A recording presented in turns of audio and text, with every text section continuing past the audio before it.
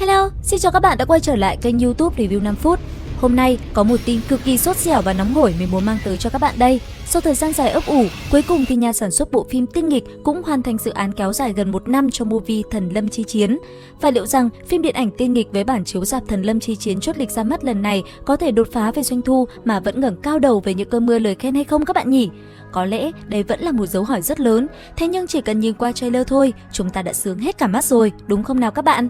Điều đáng nói ở đây là ngay khi trailer đầu tiên được tung ra, nó đã ngay lập tức làm bùng nổ các nền tảng mạng xã hội. Lướt qua khắp nơi, mình đều nhìn thấy hình ảnh Vương Lâm tóc đỏ dẫn Uyển Nhi đi đổ sát. Với phiên bản ngầu lòi 2.0, nó đã ngay lập tức khiến cư dân mạng dậy sóng. Có thể nói, đội ngũ sản xuất lần này đã chơi lớn khi để Vương Lâm hóa thân vào một anh chàng cuồng loạn vì tình, kết hợp với những màn sát phạt quyết đoán khiến bộ phim hấp dẫn lên tới đỉnh điểm, gần như là đỉnh nóc kịch trần bay phấp phới luôn đi các bạn ạ. Vậy thì Thần Lâm Chi Chiến ngoài đồ họa đẹp cùng những màn combat cháy lửa thì còn có những gì đáng để chúng ta chờ đợi nhỉ?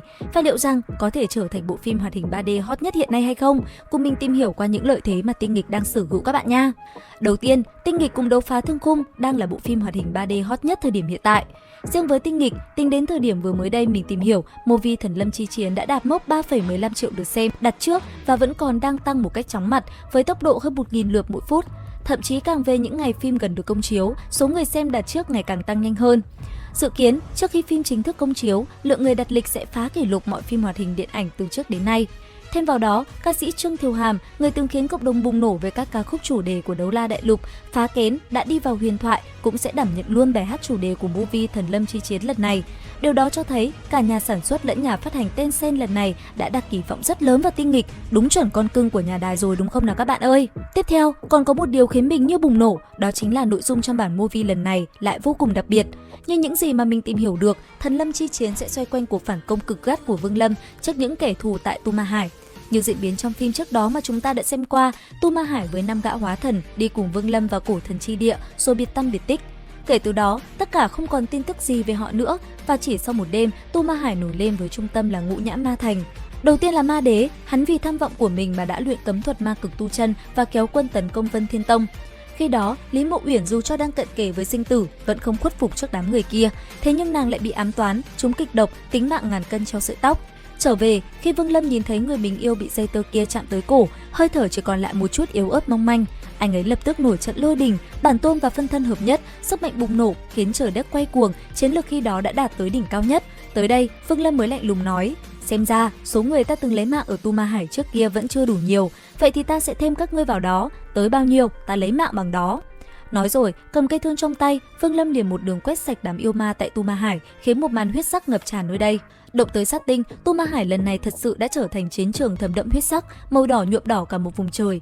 Một trong những cảnh cao trào nhất trong trailer vừa được nhà sản xuất tung ra, đó chính là hình ảnh Vương Lâm dắt tay Lý Mộ Uyển đi lấy mạng địch nhân phiên bản 2.0, giữa chiến trường đầy xác nằm la liệt dưới chân. Cảnh tượng này thực sự quá ám ảnh rồi đúng không nào các bạn? Ngoài ra, trong movie Thần Lâm Chi Chiến lần này, Lý Mộ Uyển cũng khoác lên mình một bộ y phục mới giống như chiến giáp, nhìn qua thì vô cùng mạnh mẽ, thế nhưng vẫn nhẹ nhàng mà đằm thắm, toát lên vẻ thanh cao của nàng. Đứng cạnh Vương Lâm thật sự là 10 điểm không có nhưng.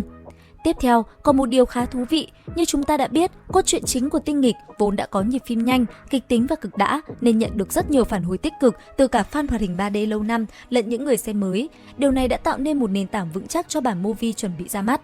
Dù Thần Lâm Chi Chiến là cốt truyện hoàn toàn mới, nhưng nhìn qua trailer, chúng ta lại thấy được bản ngoại truyện này vẫn giữ được chất của bộ phim Tinh Nghịch trước đó mang lại.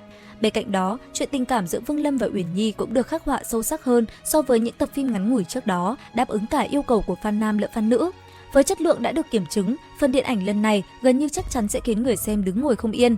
Và tất nhiên rồi, nếu như tác phẩm này thành công, Vương Lâm với phong cách diện tận gốc, yêu tận cùng sẽ trở thành nam chính đỉnh nhất màn ảnh nhỏ. Đồng thời, đó cũng như một lời khẳng định vững chắc và lâu dài của Tinh Nghịch trong thời đại phim hoạt hình 3D bùng nổ như hiện nay.